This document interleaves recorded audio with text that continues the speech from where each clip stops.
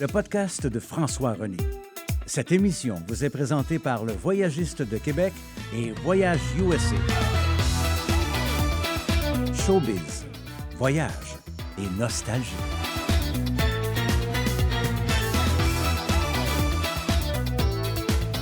De Québec, de Floride ou d'ailleurs dans le monde, voici François René.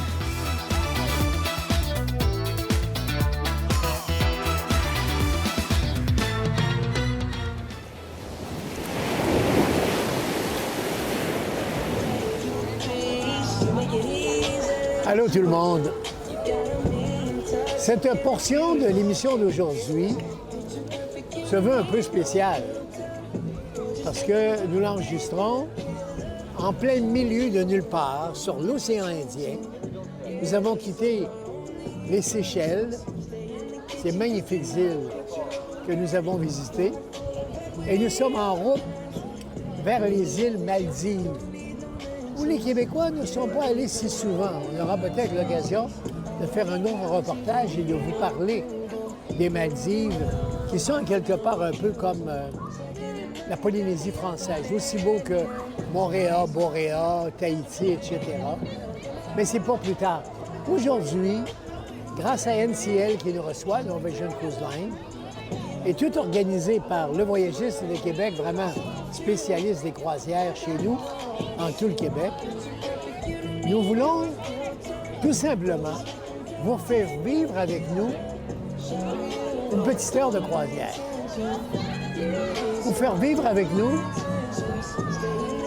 l'ambiance, le vent, le soleil, la mer, tout autour de la piscine, les environs extérieurs comme intérieurs, avec une demoiselle qui va commencer à faire des jeux pour vous dire comment se déroule une croisière. C'est le thème de l'émission d'aujourd'hui.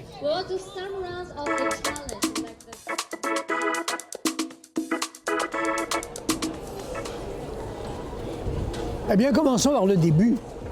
Bien sûr, on va partir de chez nous au Québec. La plupart de toutes les croisières, vous pouvez partir de Québec ou de Montréal. C'est au choix. D'où vous demeurez dans la province. Comme notre fameuse croisière 15e anniversaire que nous ferons du 15 au 22 novembre sur un bateau, mais là, non comparable à celui-ci, je dirais 4 fois plus grand, plus gros, plus de tonnage, 216 000 tonnes exactement. Un magnifique navire dans les 335 mètres de long, mais vraiment la dernière technologie, la fine pointe de la technologie, la dernière façon de voyager en croisière, l'ultime façon électronique, mécanique passée depuis longtemps et maintenant presque électrifiée. Un bateau d'1,5 milliard de dollars qui s'appelle le World America de la compagnie MSC. Mais le reportage d'aujourd'hui, c'est pour vous inciter à venir avec nous fêter le 15e anniversaire du Voyagiste de Québec, du 15 au 22 novembre, sur le plus beau de tous les navires de cette année 25. Et même au moment où on se parle, le bateau n'a pas encore pris de service. Il n'est pas en service sur la mer. L'inauguration 19 avril, il y a déjà un groupe qui sera là sur l'inaugural. Et puis, la grande croisière dans un bateau qui sera encore flambant neuf à l'automne, du 15 au 22 novembre, 15e anniversaire, où Stéphanie et moi serons à bord pour vous faire passer un moment inoubliable avec toutes sortes de surprises, peut-être même quelques invités additionnels pour vous accompagner, etc. Alors, pour vous donner le goût, peut-être de faire une première croisière, où vous n'en avez pas fait depuis longtemps, l'émission de cette semaine, d'aujourd'hui, va répondre à toutes ces questions. On part de Québec ou de Montréal, on l'a dit, on est en vol direct, on arrive, on a, bien sûr, quand on est en groupe, où tout se passe accompagné en français, les gens qui montent à bord de l'autocar, les transferts, c'est inclus, et vous arrivez au port maritime. Au port maritime, à la gare, eh bien, vous ne touchez plus à vos valises. C'est les gens du port qui les prennent en charge, les remettent aux gens du navire, qui vont les monter à bord et les distribuer en fin d'après-midi devant la porte de chacune de vos cabines. Et là, vous pourrez vous installer pour tout le temps de la croisière. Ça peut être une semaine, ça peut être 8 jours, 10 jours, 15 jours ou 21 jours, comme nous faisons maintenant. Parce que là, c'est une grande croisière. On est en océan Indien, entre les Seychelles et bientôt les îles Maldives. Donc l'Afrique de la côte du Sud-Est et jusqu'en Asie parce qu'on terminera à Singapour. Mais quelles que soient les croisières que vous faites, il faut savoir comment se déroule une croisière si vous n'avez jamais fait. D'abord, ceux qui ont peur au mal de mer, il n'y en a plus de gens en général, même les plus fragiles, qui viennent nous trouver pour nous dire « je ne file pas bien, j'ai le mal de mer ». Il y a des stabilisateurs, surtout sur les navires de 216 000 tonnes, comme nous aurons le MSC World America au mois de novembre. Ces bateaux, maintenant, ils sont tellement avancés sur le point technologique, haute valeur technologique, installés au plus haut point de l'avancement technologique d'aujourd'hui. Alors, mal de mer, on oublie ça. On va déjà manger une pomme verte avec des biscuits soda, le bon vieux truc qu'on avait dans le temps, où ça brassait un peu plus. Mais regardez en plein cœur de l'océan Indien, sur le bout du bateau, au beau soleil, rien à la ronde, on est à 2000 km², pas kilomètres, mais 2000 km de distance du continent africain. On est 2 jours en mer pour s'en venir jusqu'ici. Donc, c'est un petit point, les Maldives, au milieu de l'océan Indien. On est loin. On est très loin de chez nous. On est à 9 heures de décalage horaire. Imaginez. Alors, les croisières, quels que soient les navires, quelles que soient les compagnies, quelles que soient les destinations que vous faites, le déroulement est toujours le même. On arrive la plupart du temps par voie directe, sauf quand c'est trop loin et on doit couper entre les deux. Quand vous partez, par exemple, pour l'Afrique, il se peut que vous passiez par Paris, par Dubaï, par Londres ou ailleurs. Mais de façon générale, vol direct, autobus, port, ils prennent nos bagages, on s'assure d'avoir nos bonnes étiquettes avec nos numéros de cabine qu'on a déjà pour que nos valises soient bien distribuées. On monte ici tout en haut, près de la piscine, où il y a toujours des beaux grands buffets d'accueil au soleil, notre première journée. Le soir, le grand souper d'arrivée, et nous voilà partis pour la croisière. Ce qui est important de vous dire, c'est quand vous allez sortir de l'autocar, qu'on va prendre en main vos valises, vous allez apporter peut-être votre valise à main, votre carry-on. Vous allez passer en entrant dans la gare maritime sous les scanners. Le métallique, petit exercice de sécurité à passer. Vous devez avoir en main votre passeport, votre carte de crédit et votre billet de croisière, comme quoi vous êtes bien inscrit à bord de la croisière avec votre numéro de cabine. Une fois ça terminé, il y a plein de guichets, comme dans un aéroport, mais 10 fois plus de guichets. Au lieu d'en avoir 5-6, par exemple, si vous partez avec Air Canada ou Air Transat, là, il peut en avoir 30. Chacun d'eux a un numéro et dès qu'ils sont libres, ils lèvent comme ça un numéro pour vous inviter tout de suite, si c'est votre tour, d'aller les voir. Ils vont prendre vos documents, ils vont prendre votre photo parce qu'ils vont vous remettre une carte qu'on appelle Sailing Card ou la carte de navigation. La carte de navigation, j'en ai une en main. Il faut toujours l'avoir en main, évidemment. Cette carte de navigation, c'est extrêmement utile. En fait, c'est la seule chose qu'on doit avoir sur soi pendant le voyage. en croisière. Parce que vous ne le voyez pas, mais si on la passait dans l'ordinateur, à l'entrée ou à la sortie du bateau, ou si vous allez dans un shopping, un magasin pour un peu de magasinage, ou si encore vous allez vous choisir un drink, eh bien, eux, ils voient ma photo. C'est une carte à puce qu'il y a non seulement votre nom, votre identité, mais votre photo apparaît également sur leur ordinateur. Donc, c'est une carte qu'il faut avoir absolument. Cette carte vous est remise dès le début parce que c'est elle, la carte, qui va ouvrir votre cabine. C'est votre carte clé pour rentrer chaque jour, à tout moment de la journée, dans votre cabine où vous allez demeurer pendant tout le temps de la croisière. Il se peut qu'on vous la donne tout de suite. Il se peut que vous la preniez quelques minutes plus tard lorsque vous êtes vraiment à bord du navire, vous la réclamez. Ou encore, certains nouveaux navires l'ont déjà déposée à votre boîte à poste à côté de l'entrée de votre cabine, ou encore avec d'autres documents voyage sur votre lit. Donc, votre porte de cabine est déjà ouverte à votre arrivée et vous retrouvez votre carte de navire, la carte de navigation, qui vous servira pendant tout le voyage. Pourquoi? Parce que l'argent n'est pas autorisé, l'argent comptant. Les dollars américains, les dollars canadiens, l'euro, ou quoi que ce soit, le Dutch américain, allemand, le Deutsch allemand, tout, Suisse, belge ou maintenant les Suisses, les francs suisses. Bon. Alors, cette carte-là sert pour toute transaction.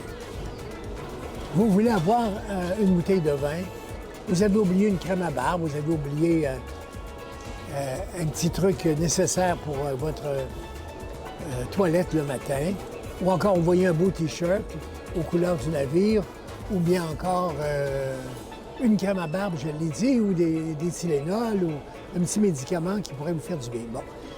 Tout s'achète, même les croustilles, un sac de chips, du chocolat, s'achète sur le bateau avec la carte.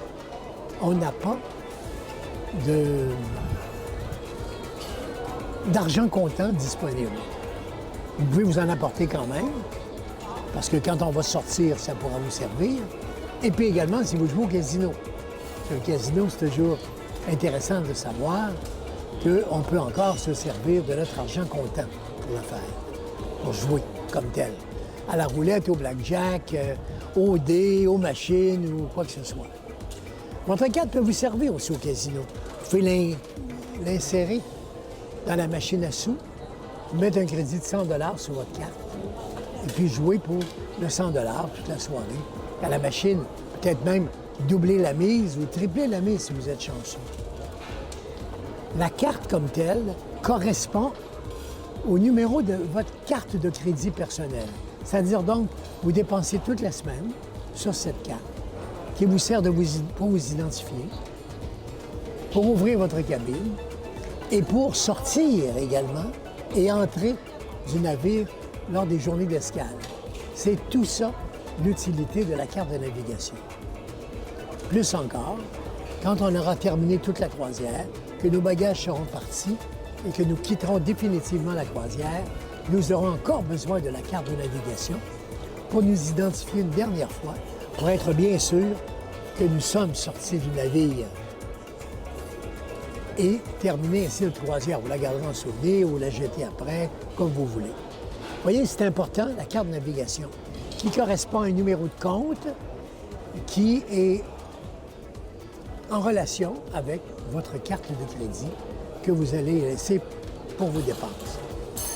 Il arrive souvent que vous ayez aussi un petit montant de cadeau de l'agence, du voyagiste, un 100 $ de crédit à bord qui est déjà à votre compte. Votre compte n'est pas à zéro, il a 100 $ à dépenser. Vous voyez? Ça peut arriver. Des fois, un 200 par cabine, selon les promotions qui sont proposées. Évidemment, les conseillères du Voyagiste de Québec, Stéphanie a donné toutes les informations et on sait combien on a de crédit à bord, s'il y a lieu. C'est pas tout le temps, mais ça arrive assez fréquemment. Sinon, eh bien, vont s'accumuler vos dépenses. Mais il n'y en a pas beaucoup, parce que la plupart de toutes nos croisières, le service du personnel à bord, les pourboires du personnel du navire qui s'occupe de vous ici sur les terrasses, dans les restaurants, dans les cuisines, qui vous servent tous les repas, qui viennent également tous les jours, 2 fois par jour, faire votre chambre et la garder propre au maximum. Tous ces gens-là, le personnel du navire, il est de circonstance de leur donner autour de 22 à 24 $ par jour pour l'ensemble de tous ces gens. Bien, c'est inclus dans nos croisières maintenant. Nous, chez le Voyagiste, nous incluons toujours les pourboires au personnel du navire. Vous avez, avec nous également, des minutes d'Internet très souvent qui vous sont proposées, auxquelles vous avez droit. Vous avez aussi, c'est très important, lors d'une croisière, le forfait boisson classique. Quand on dit classique, c'est à peu près tout ce qu'on boit.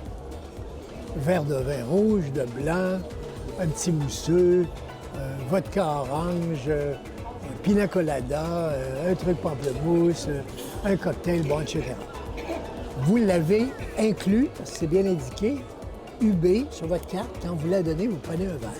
Vous donnez votre carte, il vous identifie, il voit tout de suite les codes et ils savent que vous avez le droit à la boisson gratuite pendant toute la croisière, autant de fois que vous voulez chaque jour.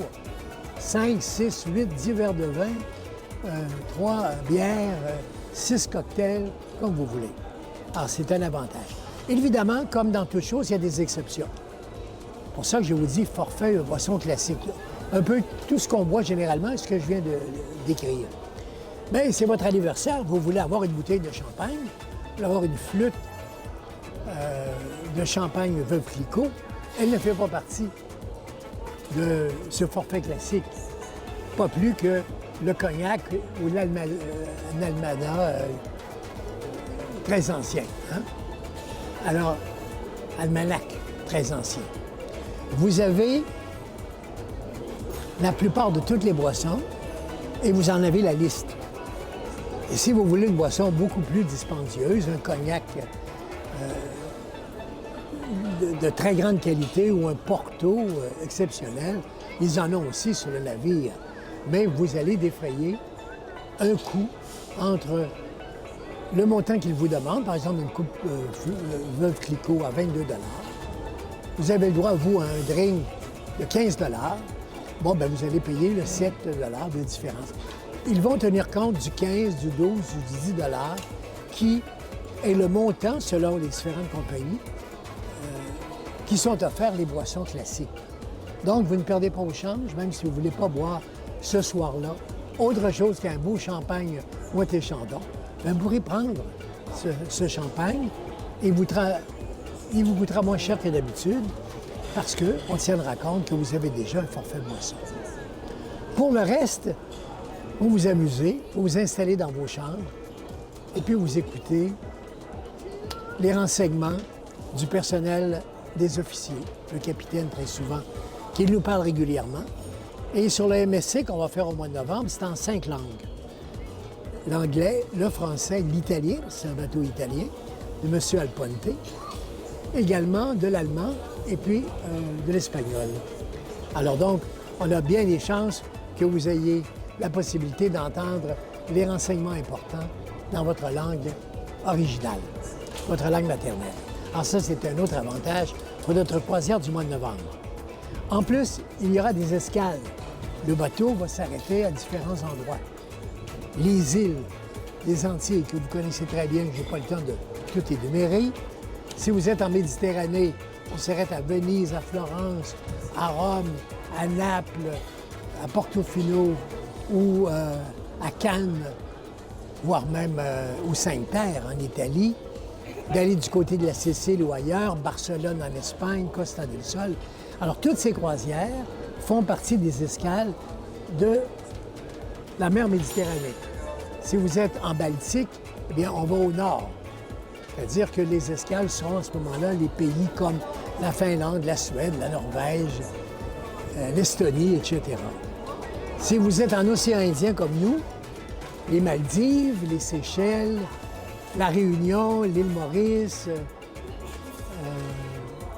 l'Asie, Singapour, la Thaïlande, le Vietnam, etc. Alors, toutes ces escales, selon le bateau et selon les croisières ou la croisière que vous avez choisi. Mais le déroulement que j'explique est le même pour tous ces navires. Toujours la carte en main, jamais d'argent sur soi. Quoi qu'on achète, quoi qu'on boive, quoi qu'on dépense, ça fait toujours partie de notre compte. Et sur votre télévision, vous allez pouvoir suivre chaque jour votre compte et voir les différentes dépenses que vous avez faites pour savoir chaque fois où vous êtes rendu et ne pas avoir de mauvaises surprises. Et à la fin du voyage, si tout est exact, avec les facilités techniques d'aujourd'hui, c'est très rare qu'il y ait des erreurs. Alors, si tout est correct, on va vous donner à la fin la facture totale et vous n'avez même pas besoin de faire la filée et d'aller les voir avant de quitter le navire. Si tout est correct, tel que vous le voyez sur votre téléviseur ou sur un reçu qu'ils vont vous glisser la dernière nuit sur la porte, vous partez du bateau avec votre carte et puis vous sortez et la croisière est terminée. Pour ce qui est des bagages, il faut cependant dire qu'ils les ramassent à la porte de votre cabine, là où ils l'ont déposé quand vous êtes arrivé. C'est là qu'ils veulent l'avoir la veille de notre départ. Alors, si on part ce soir, par exemple, eh bien, avant 11 heures, avant de dormir le dernier soir, on finit nos valises, pas la journée pour la faire. Souvent, la dernière journée, la croisière est en mer pour nous permettre justement de nous préparer à partir. Et la valise terminée, la grosse valise principale, elle est déposée à la porte de votre cabine dans le corridor, là où vous l'avez prise en arrivant. Et ils vont, à compter de minuit, les ramasser pendant toute la nuit, les emmener dans la cale du bateau et une équipe va les sortir et les placer dans la gare maritime. C'est là qu'on va la reprendre. Une fois qu'on a quitté le bateau tous ensemble, le lendemain matin, après petit déjeuner, on sort à la gare maritime, on passe une dernière fois avec notre passeport à la douane et on arrive où il y a 2, 3, 4 000 valises qui attendent. Mais nous avons une couleur. Parce que le dernier soir, quand vous allez préparer votre valise, vous allez mettre une étiquette bagage d'un numéro ou d'une couleur précise. Et toutes nos valises du groupe, de la même couleur, du même numéro, seront ensemble comme un îlot de valises où on n'aura pas à chercher dans toute la gare maritime. On sait qu'on est rouge numéro 5. On regarde, les rouges sont là-bas, les numéros 5 sont ici. On retrouve notre valise en 2 temps 3 mouvements. Et on peut sortir doucement, où l'autobus colonialisé va vous attendre et vous montez quelques 3 heures avant le départ à l'aéroport pour rentrer au Québec. C'est ça le déroulement d'une croisière. À cela, il faut ajouter les escales, comme je les ai nommées rapidement, selon l'Amérique, les Antilles, selon l'Europe, l'océan Indien, la Baltique, ou même du côté de l'Angleterre, parce que c'est formidable aussi, la croisière en île britannique, sur la mer du Nord, s'en allant vers Londres, et les îles comme les 2 Irlandes ou encore Édimbourg, ou passer même par la Normandie. Alors, il y a de très belles destinations également sur cette croisière que nous faisons à tous les mois d'août-septembre chez le Voyagiste. Alors, toutes ces escales, on n'en parle pas aujourd'hui, mais vous savez que le bateau s'arrête généralement vers 8 heures le matin, et jusqu'à 6 heures, 7 heures le soir. On a toute la journée complète pour faire notre visite ensemble, ou tout simplement voguer à d'autres occupations, vaguer à des occupations personnelles autour du navire, et puis vous retrouver avec le groupe quelque part le soir pour manger, et faire l'escale du lendemain. Hein, c'est vous qui décidez, puisque les escales ne sont pas généralement incluses dans le prix de votre voyage. Ce sont des extras selon les endroits et les escales que vous voulez faire. Il y en a qui les prennent toutes, il y en a d'autres qui en prennent la moitié, et d'autres encore en prennent quelques-unes parce qu'ils sont déjà venus, parce que ça les intéresse moins, etc. Ils sont toutes bien expliquées, nos escales, et vous savez exactement le programme que nous allons suivre. Alors, c'est assez simple, finalement. Pourquoi attendre? Pourquoi avoir encore un peu peur? de profiter d'une vacance absolument exceptionnelle en croisière. La plupart des voyageurs qui viennent avec moi en croisière, le voyagiste en vend 700-800 de croisières, bon an, mal an, par année. Et la plupart me disent, j'ai découvert la vraie façon de voyager. C'est comme ça que je veux voyager maintenant. Ils adoptent cette nouvelle façon de voyager. On fait le trajet en avion, on est attendu, on s'en vient sur le bateau, on défait toutes nos valises, la valise s'en va en dessous du lit, on n'a plus de problème et on est prêt pour 7, 8, 10, 12, 14 jours de plaisir en croisière, sans avoir toujours à se déplacer d'un endroit à l'autre, en autocar, en bateau, quoi que ce soit. C'est le plaisir de la croisière. Alors voilà le déroulement d'une journée en croisière et les images que vous avez vues si vous êtes à l'écoute à la télévision vous parlent davantage.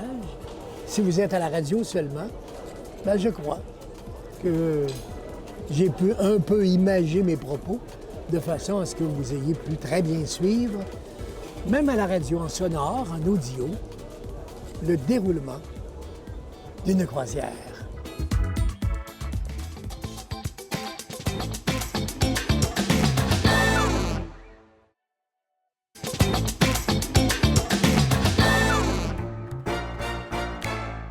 Pinnacle, le Pinacle, c'est le restaurant de sushi et de nourriture asiatique. Il y en a toujours un maintenant sur nos navires de croisière. Ça fait changement un petit peu de la salle à manger parce qu'il faut aussi parler gastronomie lorsqu'on parle de croisière. Alors, il y a les buffets immenses, très bien garnis, tous les matins, genre de 6 heures à 10 heures, avec tout ce que vous voulez au buffet quand vous pensez à un déjeuner complet de céréales, de fruits, de fromage, de jambon, les œufs, les crêpes et tout le reste. Bien sûr, on peut y retourner le midi également. On peut être habillé en maillot parce que c'est souvent au même étage que la piscine, par exemple. Et puis, on peut aller également le soir, si on n'a pas le goût de s'endimancher ou de s'habiller un petit peu mieux que dans la journée, plus convenable, pour aller en salle à dîner. Alors, c'est généralement comme ça les croisières. Mais il y a aussi des restaurants spécialisés. Et c'en est un ici, avec la victuaille, évidemment, comme vous voyez. Hein, c'est à l'asiatique, évidemment. Les sushis, les salades au sésame, à dénamé, tout ça. Ça fait changement un petit peu dans notre alimentation. Un petit soir où on vient comme dans un lounge, tranquille tous les deux, Stéphanie et moi, pour manger un petit peu à la japonaise. Alors, vous avez un restaurant bistrot. Personnellement, c'est mon préféré. Le bistrot, c'est à la française, donc avec les escargots, avec les crèmes brûlées, avec des Napoléons, les beaux millefeuilles et tout le reste. Hein. Coq au vin, la sole de Douvres, un menu vraiment extraordinaire. Ou encore une cagnée chez les NCL, les Norwegian Cruise Line. Les navires ont tous un steakhouse, donc à l'américaine, le filet mignon, le petit, le grand, la côte de bœuf au jus. Vous savez, le beau menu de steakhouse qui plaît toujours. Il y a des restaurants, des bateaux qui offrent également des restaurants comme ici, sur ce navire, la Cucina, qui est à l'italienne. Toujours agréable de manger italien, bien sûr. Et puis, il y a toujours un pub anglais pour les fish and chips, pour les ailes de poulet, les burgers, et souvent étendu au niveau des horaires. On peut y manger longtemps au cours de la journée et tard le soir. La Cucina offre également de la pizza à volonté à l'heure du dîner. Et vous avez partout des coins café, des coins brioches, des croissants, des petites gâteries, des viennoiseries, etc. Alors, c'est sûr, vous le savez, on ne manque pas de nourriture. On a besoin d'un bon appétit lorsqu'on est en croisière. Alors, ça fait aussi partie d'une belle croisière, les repas, la bonne nourriture, le bon vin, les bières, les coca pour ceux qui veulent, les jus de fruits également, si vous voyagez avec des plus jeunes, et vous avez toujours un service vraiment impeccable. Restaurant inclus, restaurant spécialisé, c'est vous qui choisissez, et puis c'est des contracts. On est en croisière libre. NCL a inventé ce style de croisière. Croisière de style libre, ça veut dire que tu manges quand tu veux, où tu veux, à l'heure que tu veux, au moment où tu le désires pendant la croisière. Pas comme autrefois et sur certaines compagnies de croisière qui offrent encore le repas. Par exemple, à 6h45, premier repas, tu termines, on fait un petit ménage, et puis à 9h15 ou 9h30, les autres arrivent pour leur deuxième repas de la soirée. Et on ne peut pas vraiment changer entre premier ou deuxième. C'était comme ça pendant très longtemps, les croisières. Et on retrouve ça aussi pour ceux qui aiment cette formule. Si vous allez dans les Ponants, par exemple, ou les Cunards, ceux qui vont sur nos navires comme Queen Mary 2, qui vient à Québec à tous les automnes, ou encore sur le Paul Gauguin en Polynésie, c'est plus strict au niveau des repas. Mais en style libre, cette croisière des bateaux NCL, Norwegian, c'est vraiment à votre guise, avec qui vous voulez, à 2 un soir, à 4 le lendemain, 6 ou 8 en petite gang un autre soir. Des fois, on fait même des soupers de groupe à 30 ou 40 à la fois. Une journée, on est seul, le lendemain, on est ailleurs, on choisit les restaurants, on change d'heure. La journée était plus courte. En excursion, on mange plus de bonne heure, sinon, on se repose un peu, on va manger à 8 heures. C'est jamais pareil. C'est vous qui décidez avec qui vous mangez, dans quel restaurant vous allez et à quelle heure votre repas. Ça fait toute la différence. Et puis, on est habillé plus décontracté. Ils nous demandent d'avoir une chaussure couverte, d'avoir un pantalon long pour les hommes, mais on peut être en T-shirt, en polo ou un petit veston Mickey Mouse. Ça fait très bien, pas besoin de veston cravate et presque le tuxedo comme c'était le cas autrefois. On en voit à peu près plus maintenant. Sauf peut-être la soirée du 31 décembre, pour défoncer l'année, on verra. Mais tout ça pour vous dire que les croisières, comme celles que nous faisons actuellement, chez Norwegian, et les autres les ont copiées. Parce qu'on peut être maintenant sur Celebrity, puis avoir aussi, sous un autre nom, une croisière un peu libre. Dining at your time. Tu manges à ton temps, quand tu veux. Alors, ça revient un petit peu au même, ils ne peuvent pas parfaitement copier le nom, mais la formule, oui. Tu manges aussi quand tu veux, avec qui tu veux, et en échangeant les journées et les heures. Alors, c'est pareil sur d'autres navires. C'est peut-être une belle formule qui ne vous oblige pas à manger toujours au même moment et surtout, toujours avec les mêmes personnes, à la même table à manger, pendant toute la croisière, au même endroit. C'est ça, la croisière libre. Et c'est pour ça qu'il était important d'en parler un petit peu.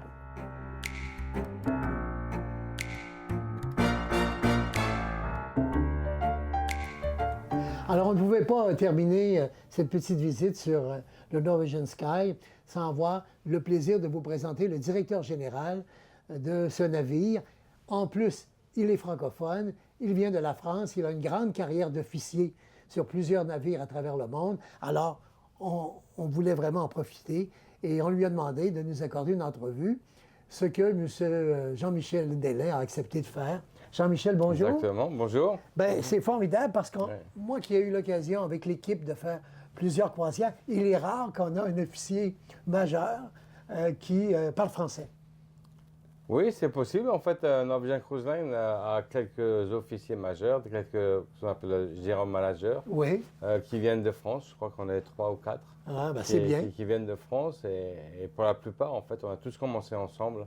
Ah, vous connaissez les uns les autres. Assez bien, oui. Vous venez de quel coin, Jean-Michel, de la France? Donc, originairement, je viens du nord de la France. Ah, du nord, Lille, dans ce coin-là? Rejoindre Lille à Denain-Valenciennes. Ah, Denain-Valenciennes. C'est un rêve d'enfance, de jeunesse, marin de carrière comme vous.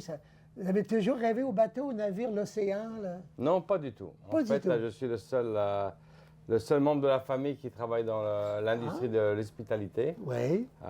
Mais j'ai toujours voulu faire ça, en fait. Oui. Et au niveau de la marine, non, je suis le seul qui travaille. Il y a quel moment le déclic s'est fait donc, pour que Eh ben voilà, vouliez donc faire carrière? bon, après mes 4 années d'école hôtelière que j'ai fait en France, je suis allé en Angleterre pour apprendre la langue anglaise. Oui. Et ben, juste par hasard, en fait, j'ai lu sur un journal une offre d'emploi pour aller travailler en Floride sur les bateaux de croisière. Et comme j'avais l'habitude de voyager déjà avec mes parents, je me suis dit, tiens, pourquoi pas partir pour 1 an ou 2. Et voir ainsi de suite. Et voir comment ça se passe. Donc, Et vous avez passé votre vie. et voilà, de 1 an à 2, on passe peut-être 5 ou 10. Et, voilà. et là, cette année, au mois d'août, cela fera 40 ans. 40 ans Depuis au service. En 1945, le 15 août, j'ai commencé sur les bateaux. C'est incroyable. Et j'étais serveur. Ah, vous avez commencé comme serveur? Comme serveur dans le restaurant. Ah oui, donc vous avez fait toutes les étapes. Exactement, oui, oui. Ah bon, vous connaissez bien tout ce qui se passe sur un navire. Oui, j'ai fait beaucoup de positions, au serveur, au directeur du restaurant, au directeur de la restauration, travaillé un petit peu aussi sur les cabines, la réception, tout ça. Donc, de 85, je suis devenu general manager, directeur, responsable, en 1997 pour une autre compagnie. Pour une autre compagnie, maintenant vous êtes avec Norvégienne. Un directeur général à bord. Quelles sont vos préoccupations? Votre travail consiste à quoi surtout? Le travail, c'est surtout les passagers, mettre sûr que les passagers soient contents, qu'on leur offre le service qu'ils espèrent, qu'ils ont rêvé. Parce que c'est vrai que les gens viennent pour cette raison-là. Voilà, exactement. Le confort. Le confort, la nourriture, donc tout ce qui est accès au service passager, ça tombe sous l'hôtel. Donc, sous moi. Votre juridiction. Voilà, vous êtes le directeur général de tout ça. De tous les services qu'on appelle les services aux passagers. Oui. Mais aussi s'assurer que l'équipage soit aussi content. C'est très important. Oui, c'est important. Parce qu'un équipage heureux va rendre les passagers heureux. Absolument. Quels sont qu'est-ce qu'on pourrait dire à nos amis téléspectateurs qui n'ont pas encore fait de croisière, par exemple? Pourquoi ils seraient heureux de faire une vacance, par exemple, avec NCL ici, Norwegian ou une autre compagnie, le plaisir de faire une croisière? Pourquoi choisir ce type de vacances? Parce qu'une croisière, ça a quand même beaucoup d'avantages. Oui. D'abord, c'est de voir du pays, pratiquement un pays différent tous les jours. Donc, ce sont des voyages. Oui. Mais c'est aussi être, comme on dit, bichonné. Absolument. Voilà, il n'y aura pas à faire la cuisine, il n'y aura pas à faire la vaisselle. À faire la vaisselle, il n'y aura pas à faire son lit le matin. Oui. Ou à nettoyer la maison. Tout est fait ici, tout est à leur service. Et je crois que c'est un grand avantage comparé ceux qui font peut-être un peu de voyage sur Terre, où il faut prendre peut-être la voiture, ou le train, ou l'avion, transporter les bagages. Ici, c'est merveilleux. Déposer les bagages et on vous amène voir le monde. Exactement. Parce que vous avez fait le tour du monde, donc vous êtes allé partout. Pratiquement, oui. Pratiquement. C'est assez extraordinaire. Même Québec, vous êtes venu. Et je suis venu au Québec 2 saisons, en fait. 2 saisons, vous êtes venu. 2 saisons, je suis venu à Québec, une très, très jolie ville. Oui. Les gens l'ont vu, votre bateau. C'est pour ça que je trouvais ça important d'en parler, d'autant plus qu'on peut parler la même langue. Et de rappeler aux gens que le beau bateau qu'on a vu cet automne, c'était le vôtre, le Sky. C'était le Norwegian Sky. Sur lequel vous étiez chez nous à Québec, avec le beau château Frontenac tout en haut. Exactement. Je n'ai pas manqué de faire la visite. Oui. Et d'aller dans un petit restaurant bien typique québécois. Est-ce que pour un Français, c'est quelque chose de particulier de débarquer sur Québec?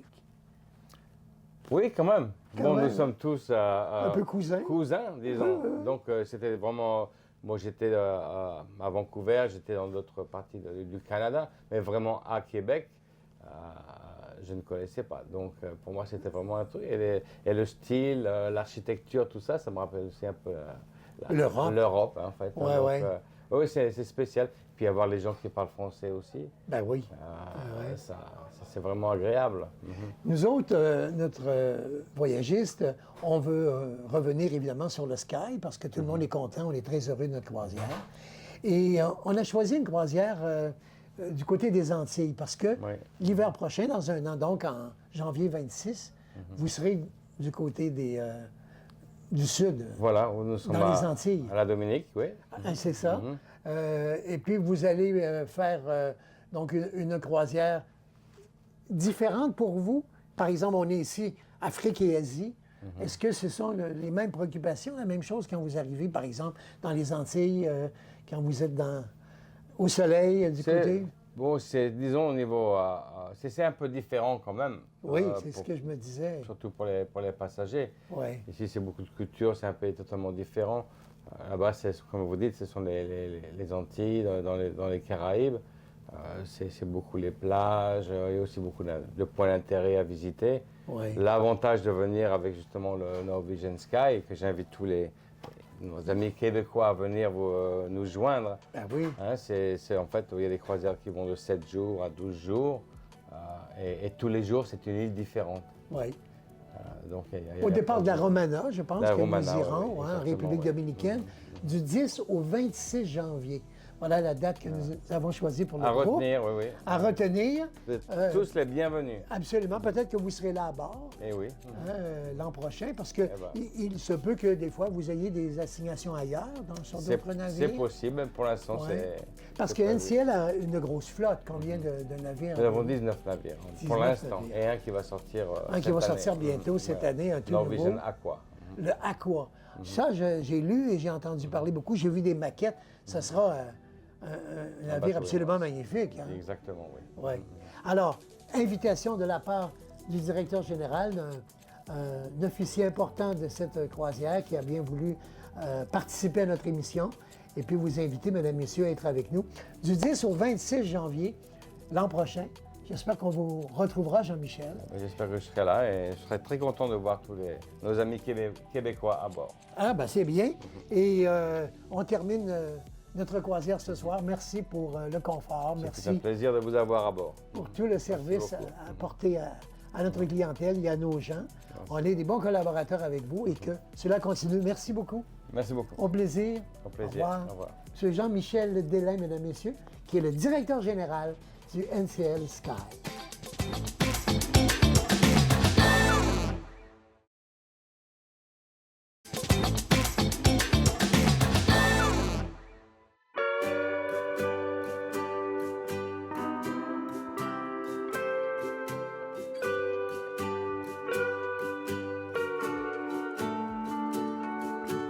Alors, encore une surprise aujourd'hui. Si on regarde vite, regardons pas l'eau, évidemment. L'eau de l'océan Indien, c'est clair comme une baignoire. L'eau est aussi chaude aussi que dans votre salle de bain. Mais pour le reste, avec tous les bateaux, toutes les îles, plus de 1100 îles, nous sommes dans les îles Maldives. 1200 îles, quelques-unes non habitées, d'autres, une seule maison de riche, une villa magnifique sur une île. Mais regardez l'ambiance, on se dirait à Venise. C'est pour ça que je disais au début, ne regardez pas l'eau, hein? C'est absolument unique. Mais si vous regardez l'ambiance de bord de quai, c'est comme quand on arrive à Troquetto, puis tous les bateaux viennent nous chercher pour nous emmener à Place Saint-Marc. Alors vous en avez partout. Au fond, là-bas, c'est la capitale, Malé. 100 000 personnes qui demeurent là-bas. C'est une petite île. On parle de 1 km de long par 1,7, imaginez. C'est vraiment pas beaucoup. Et puis, toutes ces îles sont reliées par les bateaux, évidemment. Et elles le sont également par 2 aéroports, donc des avions qui font du domestique également, d'une île à l'autre, de certaines îles à d'autres. Alors, c'est une journée et même quelques jours de rêve que nous allons vivre ensemble. C'est pas beaucoup connu chez nous, les Maldives. Au total, 1,5 million, un peu plus, 550 000 personnes qui y habitent. Là, ils sont en train de construire une nouvelle île parce qu'ils n'ont plus de place pour vivre sur l'île principale. Alors là, ils font comme ils ont fait Venise. Ils remplissent, ils prennent la poussière de corail et tout ça. Et puis, ce remplissage va permettre l'arrivée New Coucou, une nouvelle île. Et puis, vous aurez pas vraiment le plaisir d'aller visiter cette île. Paraît-il qu'elle ne sera pas du tout touristique. On va libérer la place pour les touristes qui se multiplient d'année en année. Et puis, on va demander aux gens d'aller vivre plus d'espace pour eux, meilleure vie également sur cette nouvelle île là-bas. L'emblème des Maldives, c'est la mosquée, parce que c'est un pays à 93 musulmans. Donc, comme la Tour Eiffel pour Paris ou l'Empire State Building pour New York ou la Statue de la Liberté, ici, c'est le toit doré d'une mosquée en poussière de corail, absolument magnifique au coucou. C'est à peu près ce qu'on voit de plus identifiable aux îles Maldives et à la capitale de Malé. Donc, nous, on est arrivés en croisière à Malé. On a pris un taxi pour traverser le pont pour s'en venir du côté du port, une autre île, qui n'est pas l'île de la majorité des gens là-bas. Et puis ici, sur le bord du quai, nous attendons notre bateau. Il y a 4 hôtels magnifiques, des resorts 5 étoiles extraordinaires. Vous les verrez plus tard au cours du reportage. Une chaîne de 4 magnifiques hôtels et on aura l'occasion de vous les montrer, d'y manger, d'y vivre, de profiter des huttes, un peu comme en Polynésie. Hein, il y aura des huttes, des petits bungalows overwater, au-dessus de l'eau. Alors, c'est vraiment les prochaines minutes que je vous invite à regarder ou à écouter, parce que je vais les décrire également pour les gens de la radio. Et puis, on aura le plaisir de vous faire connaître, je pense, une nouvelle destination vacances. Vous me direz que c'est très loin du Québec, c'est vrai. Mais il y a des Québécois, j'en ai vu. Il y a des Italiens avec qui je parlais tantôt. Il y a des Allemands, des Parisiens, des Américains. Les gens, ils viennent de plus en plus. Vraiment, les Maldives à découvrir, mes amis. C'est comme la Hong Kong de l'Afrique.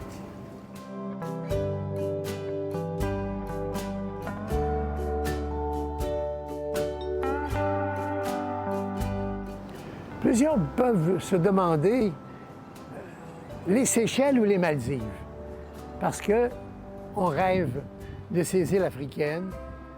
On pense aux Seychelles à cause du film d'Emmanuel, peut-être que ça vient de là, à l'époque. On en rêvait de venir voir ça. Et puis les Maldives aussi, à cause des reportages, des documentaires, des photos magnifiques qu'on a vues. Mais dans ce voyage, on a fait les deux. Et autant on a aimé les Seychelles, autant on a aimé les Maldives. Mais si j'avais une note à donner, j'opterais davantage pour les Maldives à vous conseiller. Et d'ailleurs, le Voyagiste de Québec organisera un voyage ici, dans les îles des Maldives, plutôt que les Seychelles, par choix, parce que c'est vraiment encore plus paradisiaque comme bord de mer, comme plage, 26 atolls, 1100 îles. Les atolls sont en forme d'anneau, surtout quand on peut avoir une vue aérienne. C'est absolument magnifique. Et puis, le soleil est là à peu près tous les jours de l'année, un peu moins l'été, mais pendant notre hiver à nous, c'est l'été ici aux Maldives. Donc, c'est intéressant pour nous, pierre deux coups. On se sauve du froid du Québec et on est full soleil à 30 degrés aux Maldives. Alors, c'est ça qu'il faut tenir compte. Donc, nous ferons un voyage aux îles Maldives et comme nous voyagerons avec Emirates depuis Montréal jusqu'à Dubaï, on va s'arrêter pour 4 ou 5 jours à Dubaï, au moins 4 nuits, pour faire la visite de Dubaï et Abu Dhabi, par exemple, la capitale, et puis s'amener du côté des Maldives, parce que c'est sur le chemin, finalement. Alors, Montréal-Dubaï, un arrêt de 5 jours, visite des Émirats, au moins Dubaï, cette ville absolument folle et magique et magnifique, et puis après, Abu Dhabi, et puis on s'en viendra aux Maldives pour passer une semaine dans ces magnifiques bungalows au-dessus de la mer sur pilotis où nous séjournons actuellement. C'est vraiment extraordinaire, ça vaut vraiment la peine. C'est un pays, je le disais, 26 anneaux qu'on appelle atoll, barrière de corail et au total plus de 1100 îles. Donc, c'est absolument unique. Mais au-delà de cela, il y a d'autres questions que les gens peuvent se demander. Ces îles, ces atolls, en fait, d'où viennent-ils? Quelles sont-elles? ces îles formées donc par d'anciens volcans, des volcans marins, dont les cônes se sont comme érodés, là, affaissés, pour disparaître complètement. Et le cycle de vie du corail a permis à faire naître le sable qui est si blanc, si fin comme de la farine, et qui attire tant de touristes par milliers ici. C'est très populaire. On peut se demander qu'est-ce qu'on peut faire à Malé. Ça aussi, ça serait intéressant de voir la capitale. Ils sont un peu entassés. C'est pour ça qu'on est en train de construire une autre île, où là, ça sera comme une ville dortoir pour permettre aux gens d'avoir un peu plus d'air, parce que sur les îles, il y a plus de 500 000 personnes, dont plus de 100 000 dans la capitale de Malé.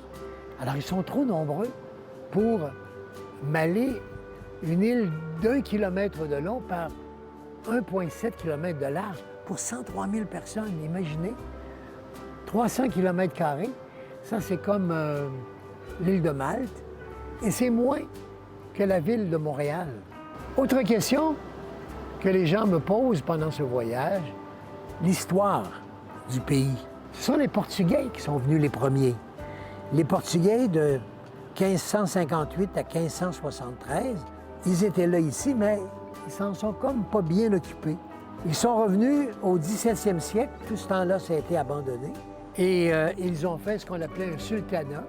Et en 1887, comme ils ont fait en Maurice, comme ils ont fait dans les Antilles, enfin un peu partout, et même au Québec, bien sûr, en 1759. Ici, c'est en 1883 que les Britanniques vont arriver et qui vont prendre possession des Maldives, que les îles vont devenir un protectorat britannique.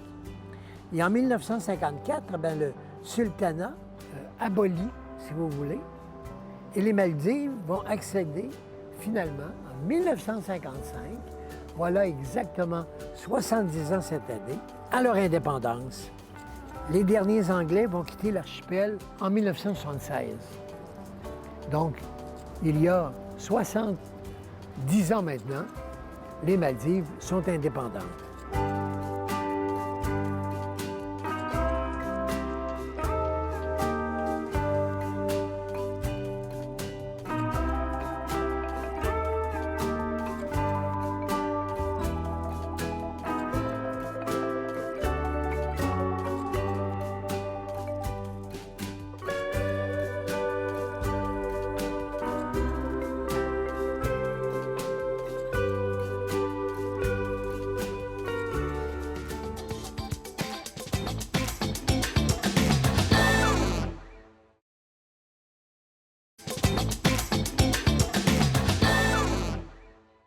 Alors, c'est la tombée du jour.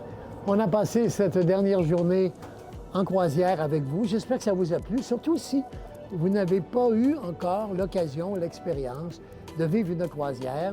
On vous a donné certainement quelques trucs. Merci à notre directeur général du Norwegian Sky que nous avions comme invité. À vous d'avoir été là également. Je vous dis à la prochaine et peut-être pour une croisière ensemble chez le Voyagiste de Québec, en vous rappelant que nous allons célébrer notre 15e anniversaire d'existence cette année, le Voyagiste de Québec, et nous aurons justement une croisière à vous proposer. Au revoir, mesdames, messieurs. Merci à Stéphanie à la caméra, à toute l'équipe et à bientôt.